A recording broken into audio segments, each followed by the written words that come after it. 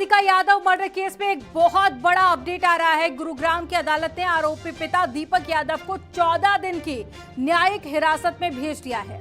10 जुलाई को राधिका की हत्या उसी के घर में की गई थी और दीपक यादव पर अपनी ही बेटी की हत्या करने का आरोप है। और पुलिस की शुरुआती जांच में दीपक ने तानों से परेशान होकर ये बात कही है, लेकिन उसकी थ्योरी पर पुलिस को शक है क्योंकि उसकी खुद की कमाई लाखों में थी। अब पुलिस इस केस की हर एंगल से गहराई से जांच कर रही है।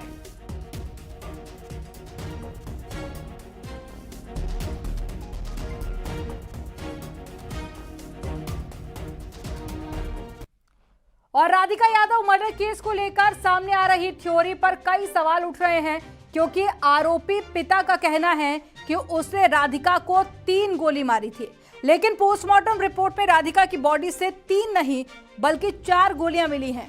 इसके साथ ही राधिका की मां के बयान भी विरोधास्पद नजर आ रहे हैं और पुलिस की टीम पूरे मामले को लेकर जांच पड़ताल कर रही है। आपको रिपोर्ट दिखाते हैं इसी से जुड़ी हुई।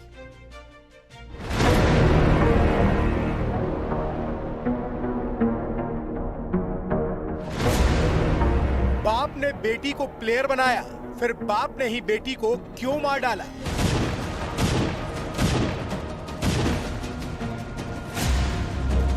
राधिका मर्डर केस की मिस्ट्री, क्या छिपा रहा राधिका का परिवार?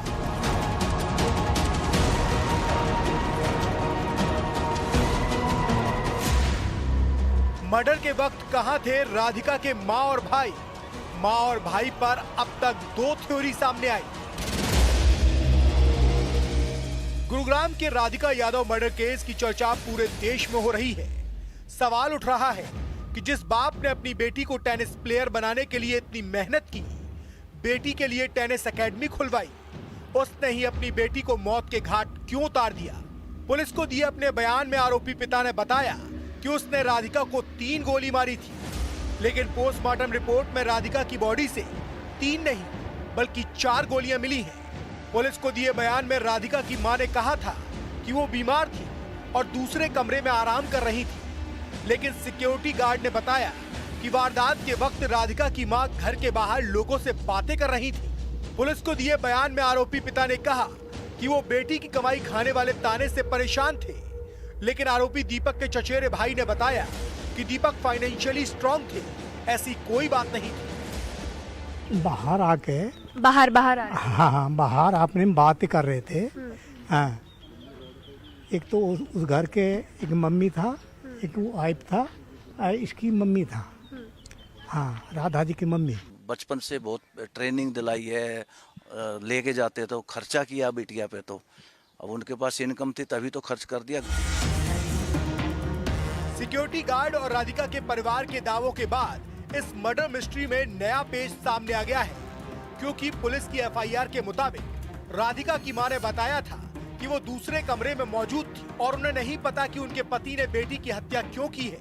लेकिन सिक्योरिटी गार्ड ने बताया कि राधिका की मां घर के बाहर पड़ोसियों से बात कर रही थी। तभी राधिका के पिता बालकनी में आकर चिल्लाने लगे कि उन्होंने राधिका को मार डाला है।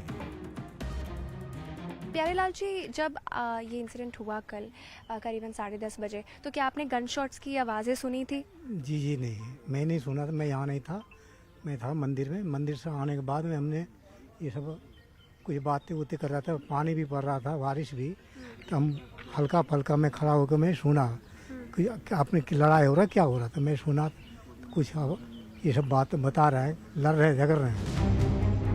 राधिका यादव मर्डर केस में लगातार नए मोड़ सामने आ रहे हैं। सूत्रों के मुताबिक राधिका की मां अपने पति को सनकी बता रही है, लेकिन इस सब के बीच सवाल इस बात का है कि क्या राधिका का परिवार कुछ छिपा रहा है या फिर इस मर्डर केस में किसी को बचाने की कोशिश की जा रही है।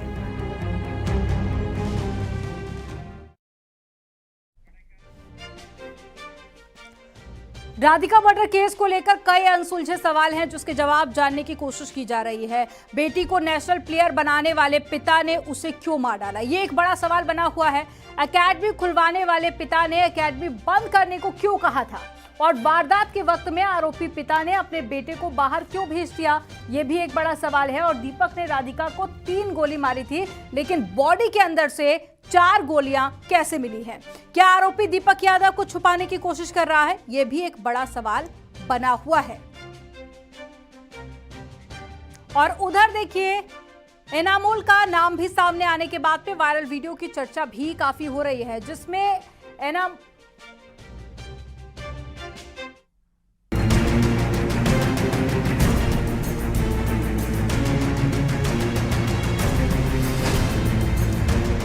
क्या है राधिका मर्डर केस का इनामुल हक कनेक्शन?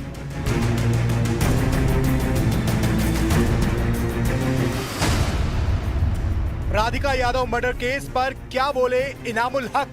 हमने राधिका को लॉक कर दिया क्योंकि हम लोग इसके सही थे।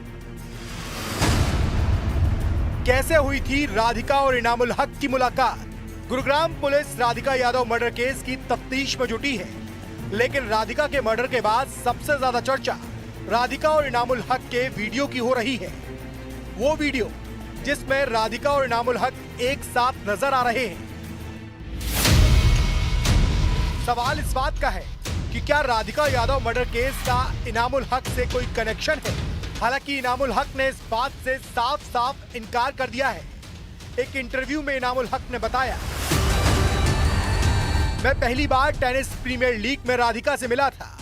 दोबारा एक वीडियो शूट में राधिका से मुलाकात हुई थी। वीडियो का शूट नोएडा में 1 से 1.5 साल पहले हुआ था। राधिका की मां सेट पर गार्जियन की तरह मौजूद रहती थी। हमारा रिश्ता प्रोफेशनल था। मैं उनके परिवार को नहीं जानता। राधिका अपना सोशल मीडिया अकाउंट डीएक्टिवेट करती रहती थी। मैं चाहता हूं कि इस मामले को हिंदू मुस्लिम एंगल ना दिया जाए। मैं पूरी तरह से पुलिस के साथ सहयोग करने के लिए तैयार हूं। तो वो चाहत थी, लेकिन मेरे म्यूजिक वीडियो के बाद उन्होंने कोई भी शूट नहीं किया, या मैंने कोई रील देखी थी, 1-2 रील मैंने देखी थी जो उन्होंने कोई ब्रांड्स के साथ कोलैब भी किया था।